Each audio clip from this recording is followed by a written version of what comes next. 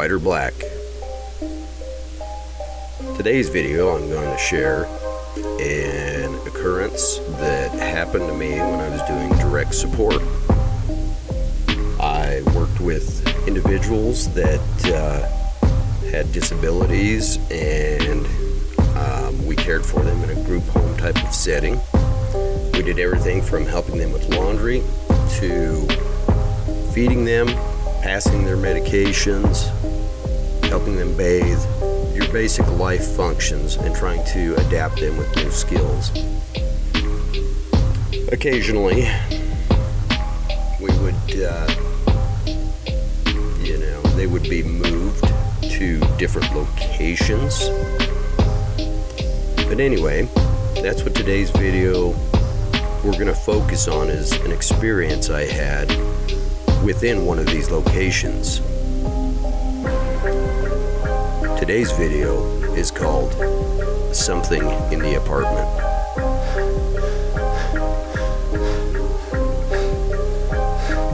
Now, I've been working this job for probably 4-5 years. I was pretty familiar with, all the ins and outs, moves, different locations. And most often, I worked my first year with these individuals, getting to know them and this and that. And I worked day shifts. But I eventually transitioned after about a year to the graveyard shift, where I was deemed capable of doing that and being the only overnight care that they had. And there was a relocation that had occurred where we had moved a few of our individuals into this little L-shaped apartment complex. And so in a few of these, we had a couple individuals in one side, a couple females. The major apartment that I was in was with two of the guys that I had worked with for quite some time. One of the other apartments was a couple other female clientele, and generally we would have another add-on. We had other female clientele that would help take care of the female associates. Sometimes I was called upon to deal with some of those situations. Everything seemed normal at first, being in these apartments. People with disabilities, a lot of times, especially lower functioning clients, some of which not very verbal, so they would communicate in different ways. The one gentleman, quite often there's these glass patio doors came into the kitchen, then it kind of looped right into the front room, and around the corner there's a little alleyway that led into the bathroom area, and then the two bedrooms were in the back corner there, a client in each bedroom there. And I didn't pay it much mind at first. Quite often though, he would come around that corner like, he was needing to go to the bathroom and this and that. And at first I just thought, he was trying to communicate, I'm just up, I'm going to the bathroom. Because he would do his grunt thing, and he'd be pointing in there. Never thought a whole lot about it. But he kind of had that look on his face like, something's there. I never caught on to it until I started hearing things. And quite often, come 2 or 3 in the morning, I would hear noises. And at first I just thought, there's these little doors that slid back and forth there that just kind of concealed the water heater element and the furnace that was in this little closet before the bathroom. And I thought, that's probably what I'm hearing. You'd hear floor creaking and weird things like that. And after a while I realized it's like, okay, the water heater's not actively heating, nothing to that effect. The furnace is not running. but it would sound like somebody was in the bathroom. And for the longest time, I didn't pay it any notice. However, as I got reflecting on what I had experienced, I started recollecting a lot of other experiences that had happened in this apartment setting. One night in particular, I had gone to check on another client because I was corresponding just out across the back way. There was access to the other female's apartment, and from the other apartment where I was sitting, I kept hearing things, and I'd gotten up and I'd checked on the guys and kind of peeked in on them, and everything seemed to be okay. Nothing weird there.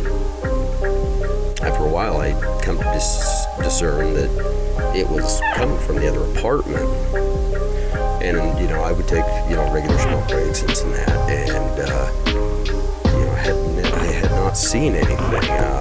All the apartments were designed the same. The back exits of the apartments were the large glass sliding doors. Well, as I went to check on this, I looked, and I was out having a smoke break and this and that. And inside that apartment, after I looked back and forth, because usually I would not go into those apartments unless it was deemed necessary or a client had needed something.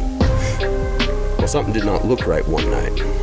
One of the female clients she was up in there, the lights were out, and she was standing in the kitchen, and I noticed something didn't look right about her legs.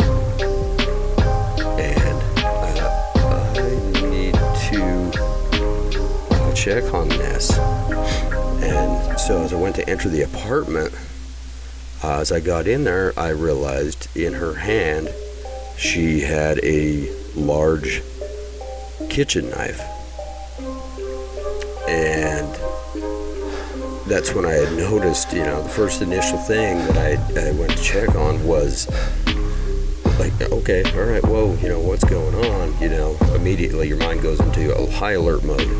And I remembered asking her, like, okay, all right, hey, what's going on? Hand me the knife, and cautiously, she was kind of reluctant at first, and she had actually kind of raised it up a couple times, and I was trying to think, what in the world's going on here? She did release the knife. I took the knife and set it aside where I could actually gauge what was occurring, and I noticed that her legs had cuts on them, and at first I was thinking it was an accident. So I went to immediately, just trying to examine everything that had occurred. And I went about, checking, over her legs and that, and she had some pretty good stab wounds there that she had inflicted upon herself, we had come to determine. And so I went into immediate mode, calling ambulance, everything else, and she was distraught, depressed. A lot of times, people act like people, these, disabilities, like they have no emotion. They do. In fact, when they're high enough functioning, they realize that they're not like everyone else, and they do go through a lot of depression, and sometimes they do self-harm. Anyways, we got her taken care of, and the ambulance come to pick her up. They took her for stitches, everything else, and after that point, she got more supervision. Out of necessity, she was granted more hours from the state for supervision, and it kind of solved that problem. But I remember that night and looking at the bathroom, and it looked like a crime scene, and I remember having to clean that up, and it just one of those things out of nowhere, and you thought, where did that come from? So strange. So as I was thinking about this and recollecting it, back to the other apartment with my other client that would always point into the bathroom, I got curious enough one night that after hearing these things, and we were in these apartments for a long time, I decided to take a camera to work. I was like, all right, I had become convinced that there was something there, something going on. So I took my camera, and lo and behold, I started hearing those noises, and the floor groaning and the thumping and things coming from in there. And I remember addressing it one night and telling it, hey, you know what? These guys, they're here. This is their home. I don't know, that you realize, this isn't your place anymore. We're more than welcome to stay. We just want to be in peace. And I took my camera and I snapped a photo in this area. And when I finally got the film developed, there was something here that was visible in it. And that just convinced me that much more. I mean, throughout the time that we stayed in these apartments, we had different occurrences that would just, same things over and over.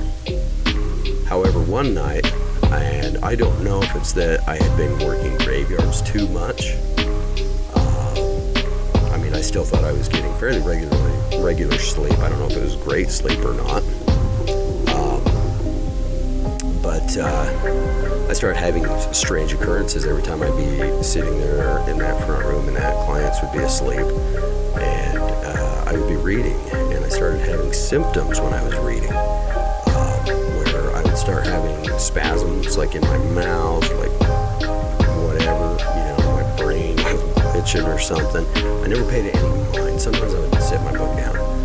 One night I decided not to, and it was like something just overtook me. And I knew exactly what was happening when it started. To describe what happened, I had a grand mal seizure. And, here I am, the caregiver, and I'm having a grand mal seizure. So instantly before, as it starts, I'm still recollective, enough to know what was occurring, when you lose control of your body and your eyes roll in the back of your head. I went under. That was all I recollected was going into it. But I remember coming to around the time when the clients were supposed to be getting up so they could go about their daily activities and whatnot. I just lifted my head off that couch, and my head was just throbbing. Just the worst headache I'd ever had. That headache that makes you sick. And it was like my brain just, I went to get up, and I about hit the floor because my legs were just jelly underneath me. And the craziest thing, you don't know what happened.